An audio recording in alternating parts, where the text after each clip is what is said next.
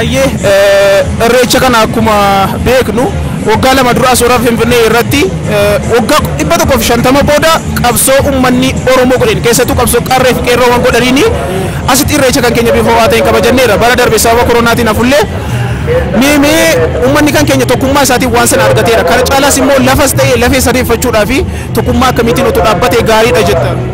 Gaaffii bareedaa na gaafatte. Gaaffii kana irratti kanaan dura waggaa dhibba meeqa dura asitti waan gaggeeffamaa ture natti fakkaata. Garuu eeggadda gaafa waggaa sadanii baranaa natti fakkaata. Yeroo darbee koronaa ba'ee darbee isa dura bara 2011 natti fakkaata moo 20 isa jalqabe. Kanaafiyyuu irreechi Finfinnee dhufuunsaa baay'ee gammachuu guddaa natti dhaga'amaa jechaadha. Kanaafiyyuu Oromoon lafa isaa irratti maal isaa irratti cimee falmuu qabaa jechaadha. Kan jedhu garuu waa'ee Hacaaluudha. Kana irratti ammas gaaffii qabu. Hacaaluu namni ajjeesee baruu qaba jechuudha. Amma dhugaan Hacaaluu bakkee ba'uudha.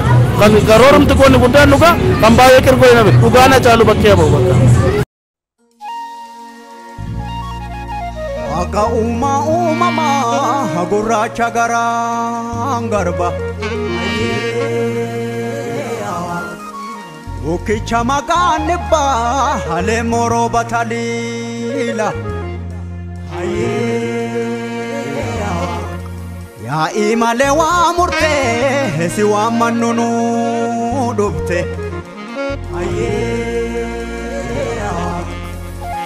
waka salgambora na hawa ka torban barentu waka sagal tamangarba hawa ka chicho gurati waka bokku guracha waka gadashanani waka haro wala buhu waka uma Oromo guracha ganna bane boka birano kalchi darare sanyin Kenya prible kenu galchi gada roba nagaya barri kuba gapi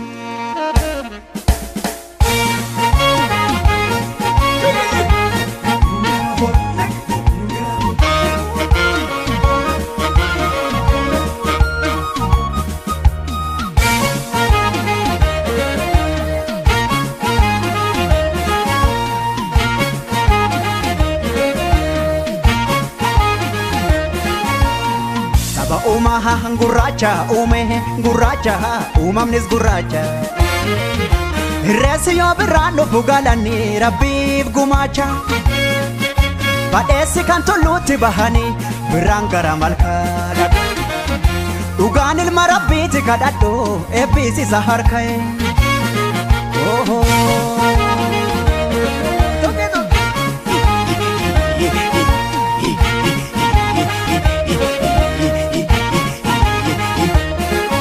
Gadang kuni sadeta kabo sadetan mareo Udang kuni malkang kuni varsera kabai sadetan mareo Ya in kuni kadure kabo sadetan mareo Malkang kuni irresi varsera kabai sadetan mareo Sadeni kan gadati ya in kun kan dudati galanni kan umati irresi ka waga marmaru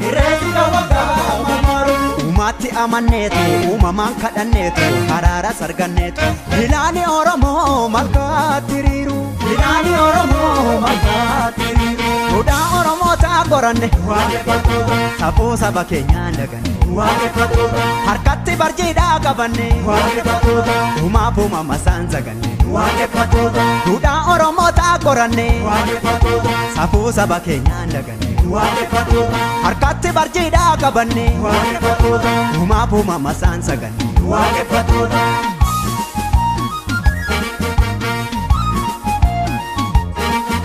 beelaa fi hongeetu cokkoo dhagala maraba gadaa fi jifuun keenya nu okkala maraba kan biqilee daraaree firii godhata maraba kan maseene ulfaa'ee tilmoo argata maraba odubbu waggaanii dharraadha ayyaani odubbe waggaanii sissinni dhayyaani adubbu waggaanii dharraadha ayyaani odubbe waggaanii sissinni dhayyaani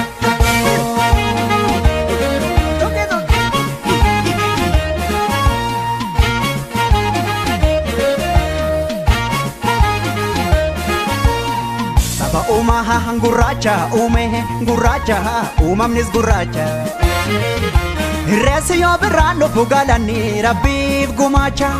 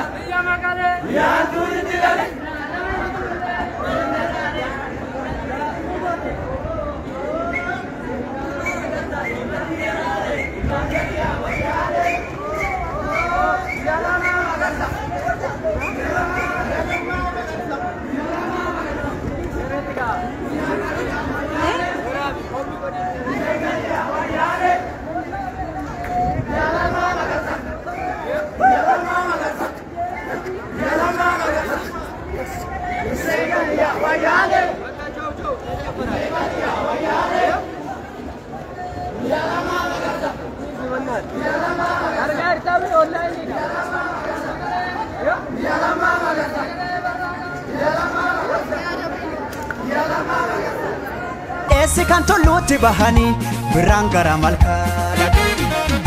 Dhugaan ilma rabbiiti kadhadhu eebbisiisa harka'e.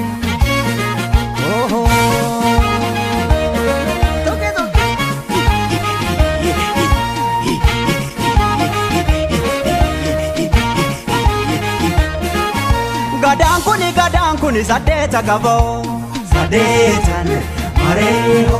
Duudhaan kuni malkaan kuni barseera qabaay saddeetan mareeho. Yaa'iin kuni gaaduree qaboo saddeetan mareeho. Malkaan kuni irreechi barseera qabaa saddeetan mareeho. Saddeenni kan gadaati yaa'iin kun kan duudhaati galanni kan uumaati. Irreessi kan waggaa marmaaru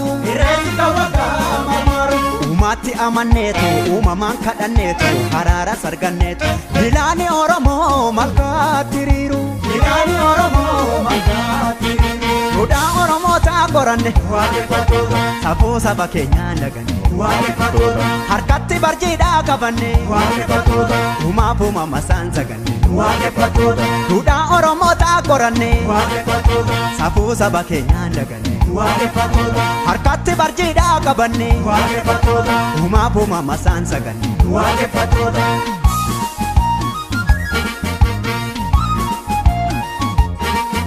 Beelaa fi hongeetu cokkoo dhagala gadaa fi jifuun keenya nu hoggala. Kan biqilee daraaree firii godhata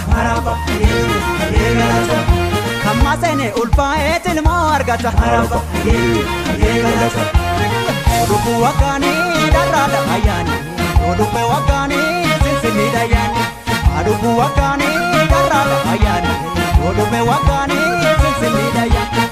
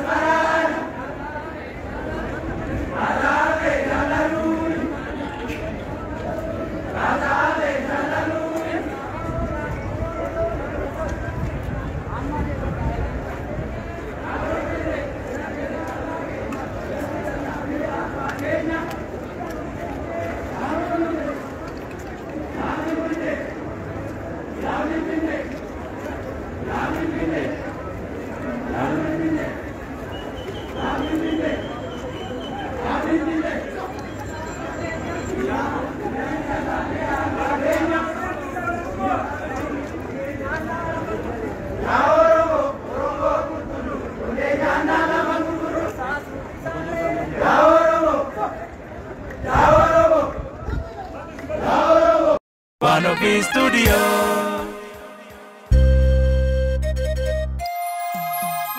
Irreechirree keenya abareeffateefi biraa dhakaa walabummaan damma abbaa dhabnameefi biraa dhakaa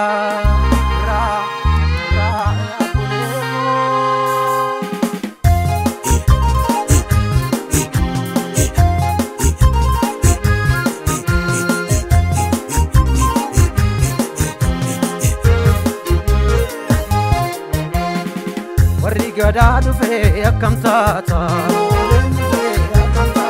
abbaan biyyaa dhufee akkam taata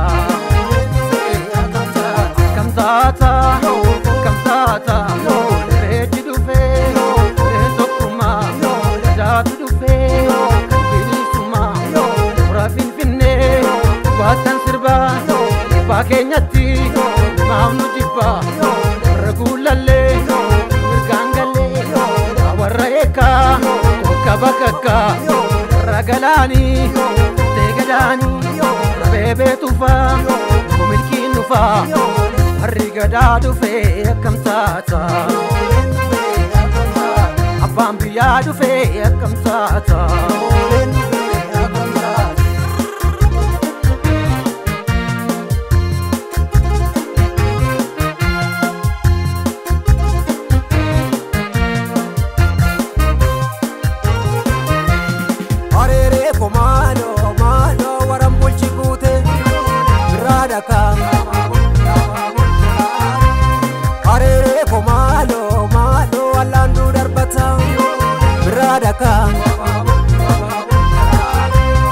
Arere komalo malo dugaan badde galte biradaka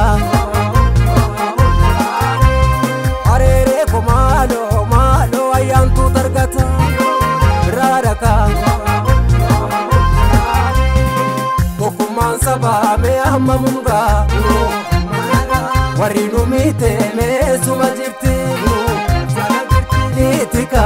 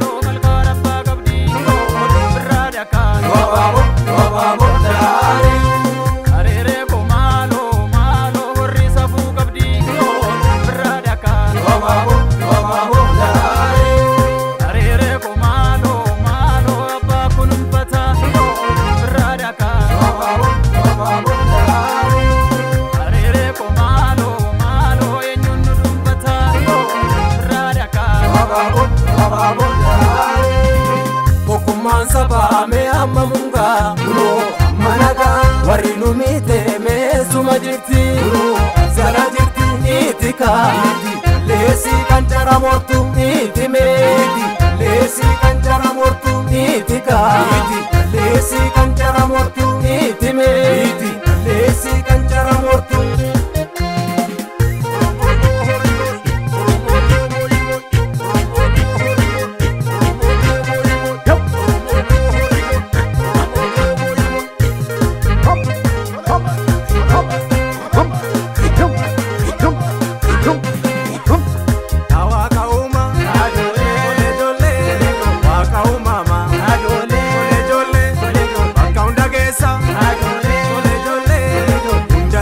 Ole jole, Lucy Wamane, ole jole, Dafte Dagesa.